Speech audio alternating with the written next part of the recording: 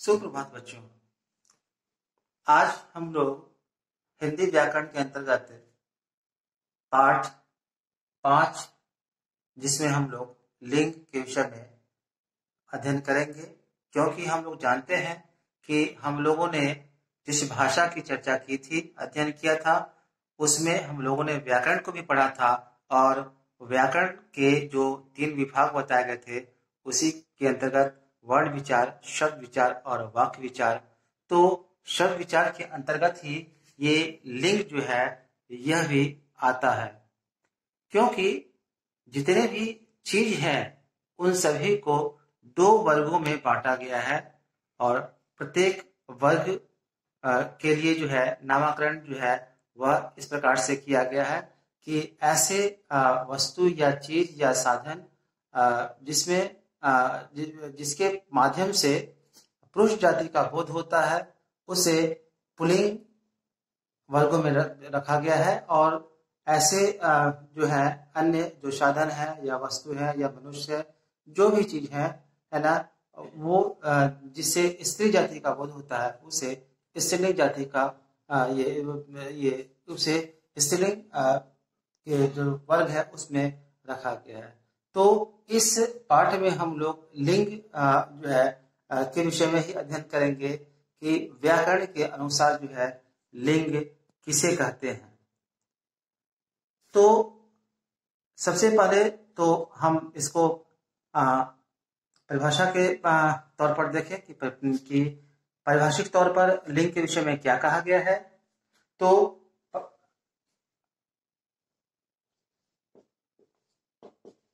पारिभाषिक तौर पर लिंग के विषय में कहा गया है वे शब्द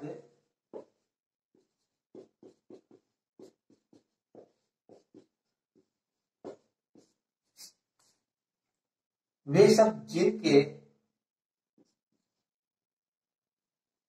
किसी संज्ञा या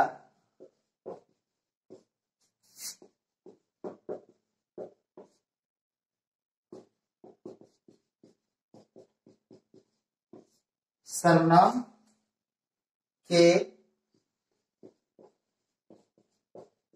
पुरुष अथवा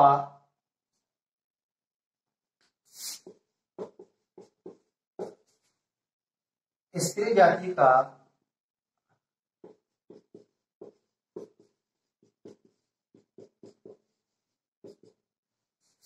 बोध होता है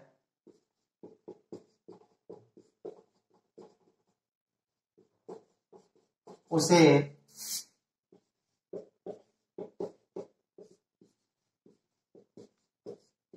लिंग कहते हैं। जैसे लड़का, लड़की, माता,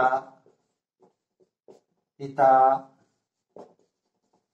भाई, बहन इत्यादि।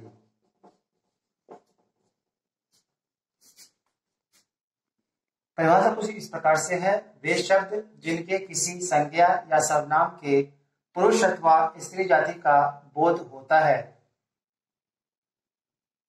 उसे लिंग कहते हैं।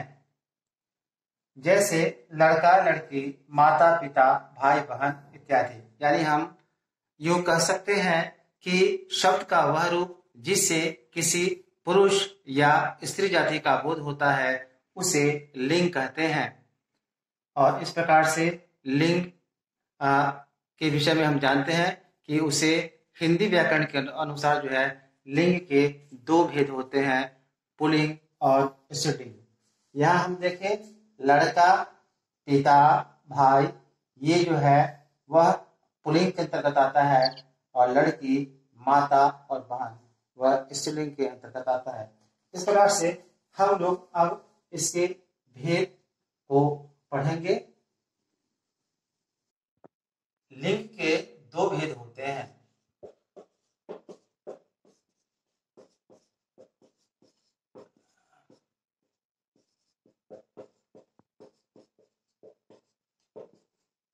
नंबर 1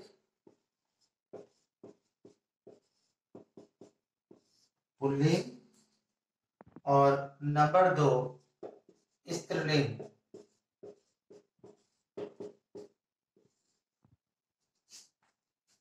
पुल्लिंग से पुरुष जाति का बोध होता है और स्त्रीलिंग से स्त्री जाति का बोध होता है। अब हम पुल्लिंग को परिभाषित करेंगे।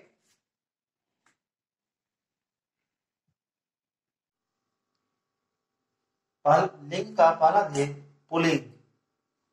ऐसे शब्द जो पुरुष जाति का बोध कराता है उसे पुल्लिंग कहते हैं, जैसे लड़का, पिता, मोर, बाघ, शेर, आदमी इत्यादि।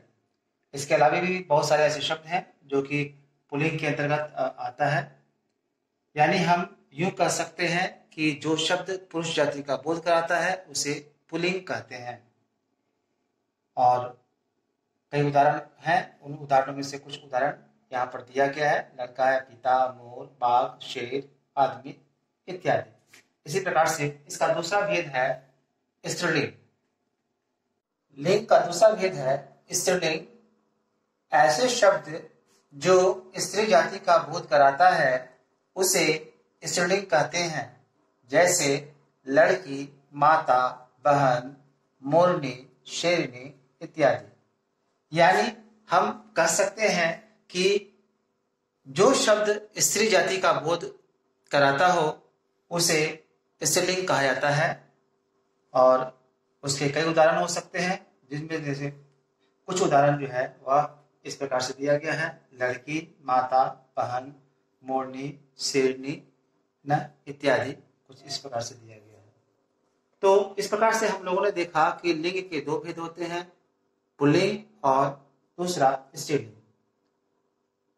लिंग के एक और भी भेद होते हैं, वह होता है उभयलिंग। लेकिन इस उभयलिंग के विषय में जो है संस्कृत व्याकरण में इसका अध्ययन किया जाता है, क्योंकि हिंदी व्याकरण के अंतर्गत दो ही प्रकार के लिंग को बताया जाता है, पुल्लिंग और स्त्रीलिंग।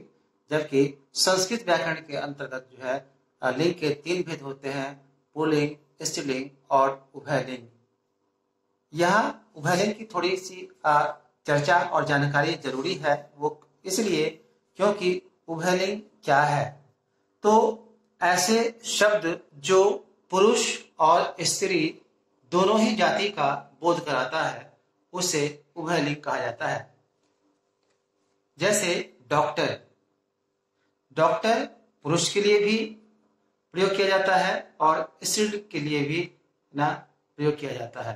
तो उसी प्रकार से है, अन्य शब्द भी है ना, विद्यार्थी शब्द भी है। विद्यार्थी छात्रा भी होती है और विद्यार्थी छात्र भी होते हैं।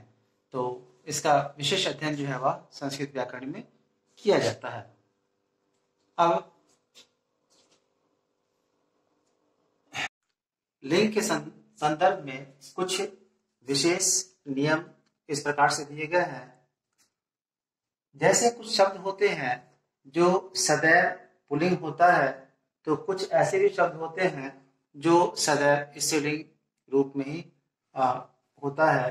तो सदैव सदा पुल्लिंग वाले शब्द, यानी ये जो शब्द है वो हमेशा जो है पुल्लिंग रूप में ही होता है। जैसे दिनों का नाम, सोमवार, मंगलवार, बुधवार, है ना। महीनों के नाम, सागर के नाम, पर्वतों के नाम, ग्रहों के नाम, देशों के नाम, फलों के नाम।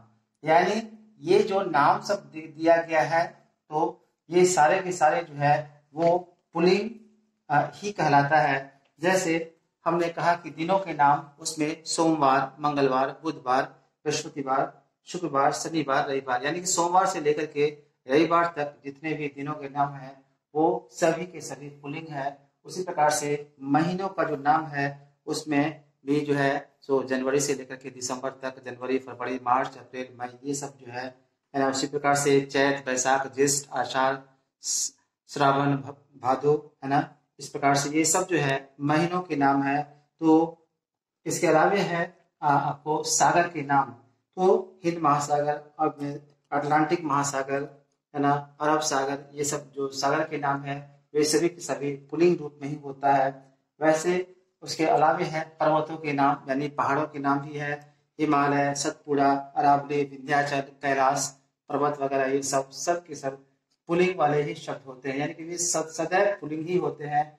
ग्रहों के नाम भी कुछ जो है वे जो है सो पुल्लिंग वाले शब्द हैं। बुध, शुक्र, मंगल, राहु, केतु, शनि, ये सब जो है सो ग्रहों के नाम है। देशों के नाम में भी भारत, जापान, चीन, भूटान, अमेरिका इत्यादि ये सब देशों के नाम है। उसी प्रकार से कुछ फल के भी नाम है, संतरा, अमरूद, आम, केला, सेब इत्यादि, ये सब जो है वह पुल्लिंग वाले शब्द कहलाते हैं। यानी अभी जो हमने आपको कुछ उदाहरण बताए, ये सारे के सारे शब्द जो है वे पुल्लिंग वाले शब्द कहलाते हैं। इसी प्रकार से सदैव स्त्रीलिंग वाले शब्द जो है वह है नदियों के नाम, है ना। तो जितनी भी नदियां हैं, गंगा, यमुना, ब्रह्मपुत्र, कृष्ण, कावेरी, ना, रावी, झेलम, ये सब जितने भी नाम है, ये सारे के सारे जो है वह स्त्रीलिंग रूप है। उसी प्रकार से जो है भाषाएं, हिंदी, उर्दू, पंजाबी, बंगाली, असमी, जापानी, रूसी, ये सब जितनी भाषाएं हैं वे सभी की सभी स्त्रीलिंग रूप में ही होती हैं। इसी प्रकार से तिथियां जो है, जैसे कि एकादशी, अमावस्या, पूर्णिमा, अष्टमी, ये सब जो तिथियां जो कहलाती है वे भी स्त्रीलिंग रूप में है। और कुछ मसालों के नाम भी जो है वह भी सदैव जो है स्त्रीलिंग रूप में ही होती है, जैसे राई, मेथी, इलायची, है ना। ये सब जो है सो आपको स्त्रीलिंग रूप में रहने वाले जो है सो शब्द के कुछ उदाहरण हैं। इस प्रकार से अब तक जो हम लोगों ने पढ़ा, देखा कि लिंग किसे कहते हैं, लिंग के कितने भेद होते हैं, कौन कौन से शब्द जो है वह सदैव पुल्लिंग के रूप में ही रहते हैं, कौन कौन से जो शब्द हैं वे सारे के सारे जो है स्त्रीलिंग रूप में ही रहते हैं। तो हम लोगों ने अब तक ये अध्ययन किया। तो इस प्रकार से लिंग से संबंधित जो अधिकांश जो बातें हैं वो हम लोगों ने पढ़ा। तो अगली जो कक्षा है उस कक्षा में हम लोग इससे संबंधित जो प्रश्नोत्तर है उसको लिखेंगे, है ना, और उसको आप जो है अपने अभ्यास पुस्तिका में लिख करके उसे याद भी करेंगे। धन्यवाद।